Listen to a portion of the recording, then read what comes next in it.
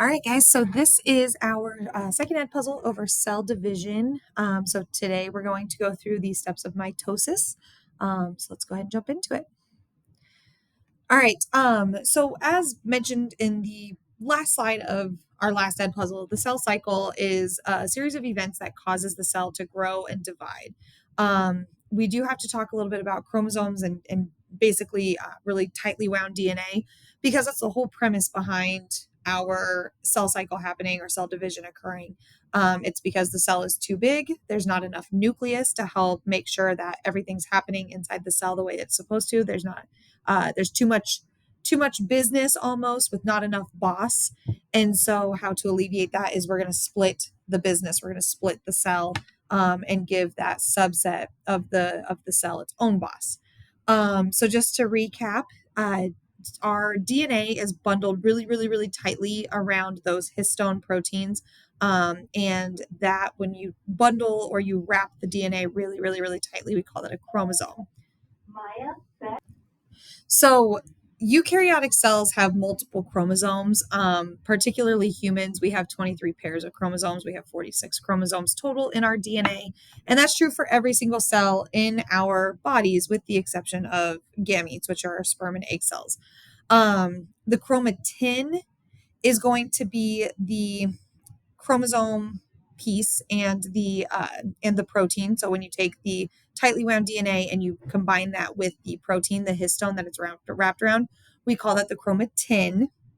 And then you take two of those, when you take the chromatin and you kind of combine them for the entirety of the genetics of the cell, that's what we've got, that chromatid.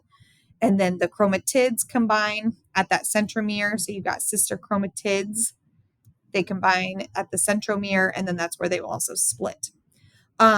Because of the complexity of this and the way that the DNA gets put together, this is what allows for the chromosomes to separate during cell division.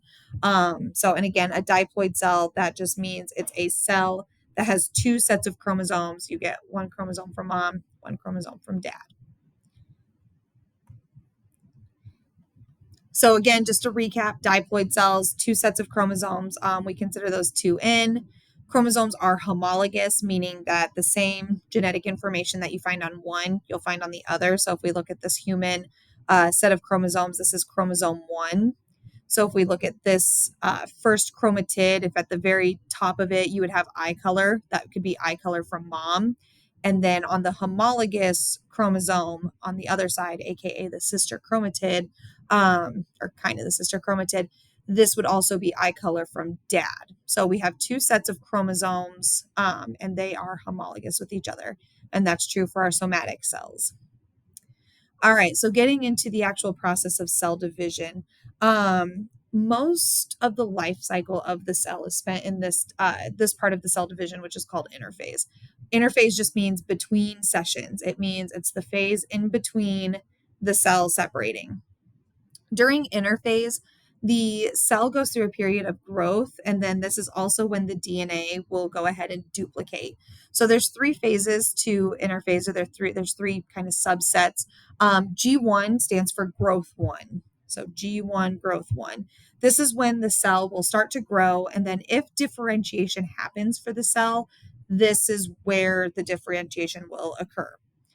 The S phase is the second phase. So you can remember S, second, synthesis of DNA. So it stands for synthesis. So during this S phase of interphase, the DNA is going to start to replicate, or it's going to duplicate. So this takes quite a long time. And this is also, you want it to take a long time because you don't want any mistakes. And then finally, G2 stands for growth 2. So this is when the cell just kind of finishes growing to the correct size. And you also have these series of checkpoints that occur during interphase to basically make sure that everything is able to continue on and that the cell will not get hurt if it does go through division.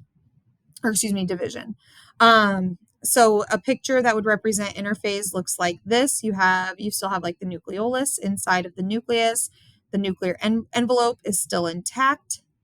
You have chromatin. So this is where the chromatin will start to replicate so that you have two sets of it. You have double the amount of DNA that the cell needs.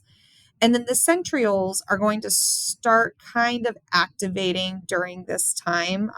They kind of get ready for game time. Now, during interphase, if at any time something happens during interphase where the cell is like, we can't do this, we cannot go through to completion, then what happens is the cell will get reset back into this sub phase, which is called G0. And G0 is also where cells will hang out when they are not going through cell division. So, for example, your neurons, which are your brain cells that don't divide, they are always in G0. They never go through interphase or this M phase, which is mitosis. They never do that because they never divide.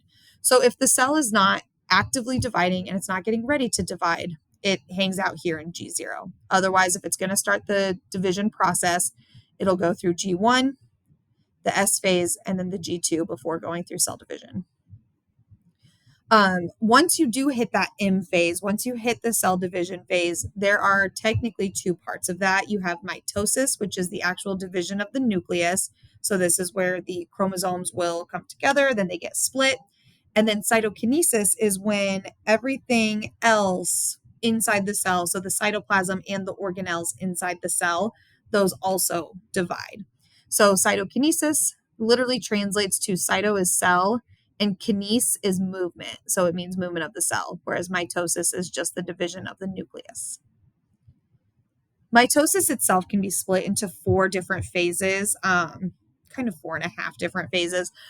You have prophase, metaphase, anaphase, and telophase. And we're going to go through each of these phases and what exactly is happening in each of those phases. So during prophase, so remember, we've gone through interphase, the cell has grown, the DNA has replicated. We are now ready for that cell to line everything up and then separate. So during prophase, the genetic information, the chromosomes, they will start to condense and then, so they'll really start to wrap and they start to become visible. Also during this time, the nuclear envelope or the nuclear membrane will disappear. So it's starting to go away. And then the centrioles, they will start to emit these things called spindle fibers. So when we started talking about the organelles, the centrioles, and remember this is animal cells only, during replication or during reproduction, that's when these centrioles come to life. So they start to emit these little teeny tiny fibers, and those fibers are going to be responsible for actually ripping the DNA apart. So the spindle fibers come from the centrioles.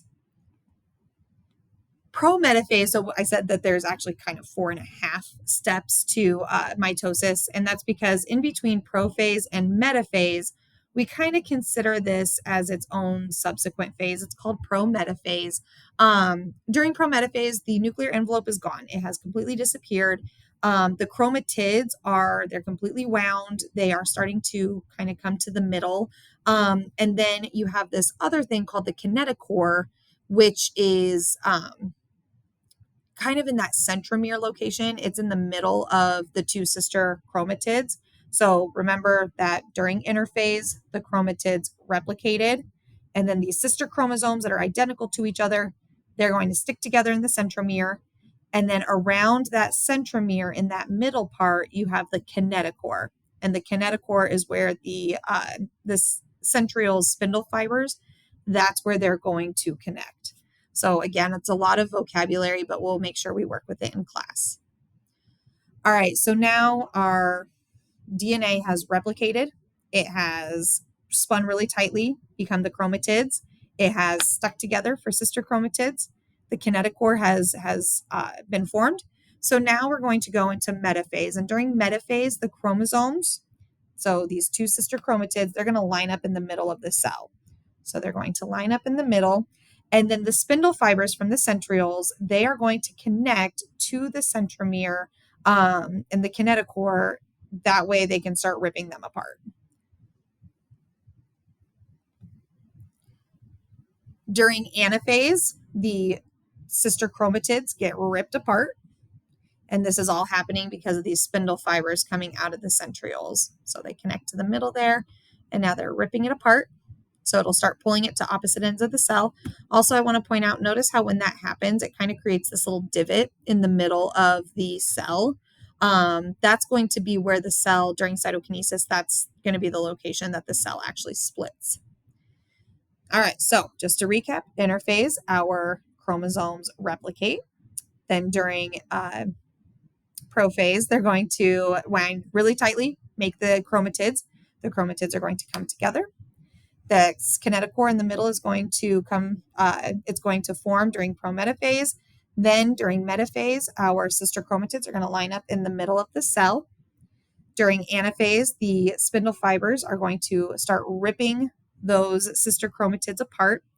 And then during telophase, telo means distant. So like if you call somebody from the telephone, it's because you're distantly apart from each other. So during telophase, the chromatids that are now, they've been ripped apart and they're starting to move, they are going to go to opposite ends of the cell. And then during this time, they start to, instead of being nice, tightly wound, they start to relax a little bit. And the nuclear membrane will start to reappear around each set of chromosomes that have been separated, or again, around each sister chromatid. And then, so now mitosis is done. So the DNA, the genetic information, the nucleus has split. So there's one last part, and that's cytokinesis. So cytokinesis is when the cytoplasm actually separates. You have two different things that are happening with animal cells and plant cells. So animal cells, remember, they have the centrioles, they get to use that. And in animal cells, when I was talking back here, where this little divot happens during anaphase, this little divot, once it starts to really come into the cell, we call that a cleavage furrow. And then once that cleavage furrow, so you had one cell, it starts to kind of pinch in the middle, kind of like a half heart. And then once that cleavage furrow forms, it'll pinch off completely. And now the cells are separated. Plant cells are slightly different because they don't have those centrioles and they don't get the cleavage furrow because they have that cell wall that they have to deal with. And the cell wall is tough. It's hard. So during telophase, what happens is the vesicles, so the membrane enclosed vesicles, they go to the middle of the cell. So the Golgi apparatus is spitting out these vesicles. These vesicles go to the middle of the cell. And essentially what happens is the Golgi apparatus makes a subsequent cell wall. And when it does that, or excuse me, it makes its own cell membrane.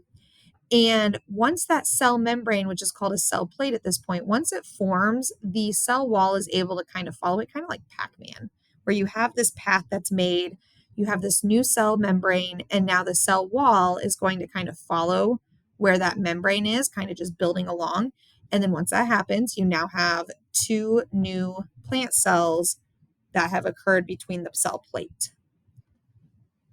All right, so that is it for Ed Puzzle 2 and mitosis, the process of cell division of the nucleus. As always, if you have any questions, please let me know. Otherwise, we'll do some stuff in class to really drive this home and hopefully get that vocab down. So if you have questions, let me know. Otherwise, I'll see you then.